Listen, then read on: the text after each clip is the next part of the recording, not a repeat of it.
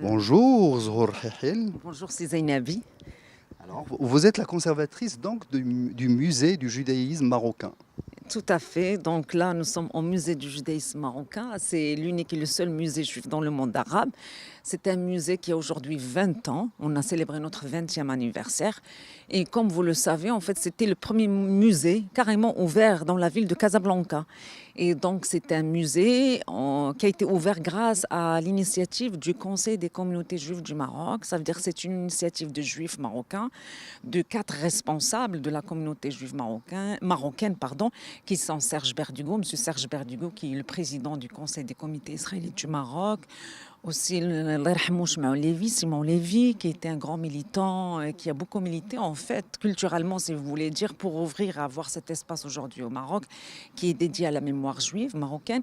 Nous avons aussi M. Jacques Toledano et M. Boris Toledano. Donc, ce sont 4 responsables communautaires qui ont pris l'initiative d'ouvrir un musée dédié à l'art et la culture, le patrimoine juif marocain. Ce bâtiment, il était considéré comme un site historique de la mémoire juive de Casablanca, parce que le bâtiment avant, cette ville-là plutôt, était un orphelinat juif, en fait, qui date des années 40. Construite en 1948 et qui portait le nom, comme vous le voyez là-bas, Dar al-Atfal Mardouk Ben Juyou, le home d'enfants Mardouk Ben Juyou, Dar lil Aytam. C'était en fait un orphelinat juif où il y avait des enfants de la communauté juive marocaine qui originaires de toutes les régions presque du Maroc, de Zagoura, de Skoura, de Agadir, de Tsaroudan, du Moyen Atlas, Bni Mellal, Oujda. Donc les orphelins de la communauté juive étaient là depuis la fin des années 40 jusqu'à la fin des années 70, bien sûr avec le départ, plutôt les départs massifs des Juifs marocains vers Israël et l'étranger. Donc le bâtiment, comme parmi d'autres, comme toutes des centaines, plutôt des milliers de sites juifs du Maroc, qui ont été en fait abandonnés, qui sont restés vides. Donc ce bâtiment, l'orphelinat, a fonctionné comme orphelinat jusqu'à la fin des années 70, puis après il est resté abandonné. Et vers le début des années 90, 94, 95, 96. Donc, ces 4 personnes que j'ai citées, ils ont eu l'idée, en fait, de réaménager le bâtiment pour héberger les collections du musée de judaïsme marocain. Là, nous sommes dans la salle polyvalente. C'est ici qu'on organise les expositions temporaires.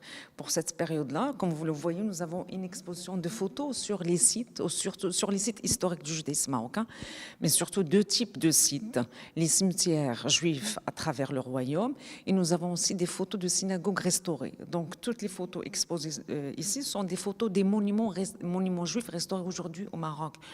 Parce que les gens ils doivent savoir, tous les Marocains doivent savoir que depuis 1997, le musée, la Fondation du patrimoine culturel juif marocain, avec le ministère des Affaires culturelles, nous avons entamé plusieurs projets qui visent la restauration des sites historiques du judaïsme marocain. Et donc, depuis 1997 jusqu'à aujourd'hui, nous avons réussi à restaurer à peu près 11 synagogues dans différentes villes du Maroc et à peu près 167 cimetières juifs. Cette opération qui a visé en fait la rénovation, restauration de cimetières juifs au Maroc, c'était grâce à une volonté royale, grâce à Sa Majesté le roi Mohamed VI.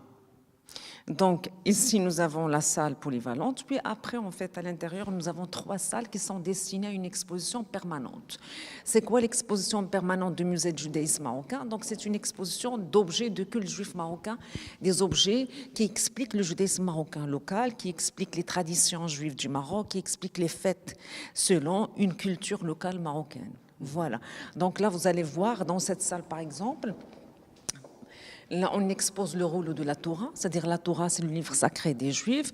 Et selon la tradition marocaine, il y a toujours ce qu'on appelle le manteau traditionnel de la Torah marocaine. Et donc, le manteau de la Torah marocaine a certaines spécificités, si vous voulez. C'est-à-dire, grâce au musée, aujourd'hui, nous avons réussi à constituer notre collection judaïca marocaine. Et donc là, vous allez voir en fait des objets, ce qu'on appelle la parure sacrée, comme les ornements de la Torah. Nous avons les chandeliers, nous avons les lampes traditionnelles de synagogue marocaine. Nous avons aussi des sacs de bar mitzvah, une cérémonie en fait qui est liée à la communion juive. Et aussi, on expose en fait une partie de bijoux marocains à Mazir. Ce sont des bijoux qui ont été collectés dans les années 50 et qui sont exposés aujourd'hui au musée. Donc, ce ne sont pas des bijoux juifs. Donc, parce qu'au Maroc, il ne faut pas tomber dans ce faux débat. Les bijoux juifs, les bijoux musulmans, on n'a pas ça. On a des bijoux marocains qui sont partagés par toutes les Marocaines, juives ou musulmanes, portent les mêmes bijoux. Nous avons aussi dans l'autre salle, nous avons une collection de lampes de Hanouka, la Hanoukia de style marocain. C'est connu dans le monde. La Hanoukia, c'est une lampe en fait qui est utilisée pendant la fête de Hanouka. La fête de Hanouka, c'est la fête des Lumières. Et donc, si vous voulez, le judaïsme marocain, c'est le produit d'une culture marocaine. Donc, on trouve ces Marocains, ça, vous prenez une lampe de Hanouka marocain, il ne ressemble pas à la Hanouka américaine ou polonaise ou allemande, ou je sais pas. C'est-à-dire qu'il y a des motifs. Il y a des motifs, surtout des motifs en fait qui appartiennent à cette culture marocaine, des motifs amazirs, des motifs arabo-musulmans, qui rappellent le contexte culturel de ce produit. Ça, c'est très important. Les gens qui sont intéressés doivent absolument venir au musée pour découvrir en fait les spécificités de ce judaïsme marocain et de cette judaïka marocaine.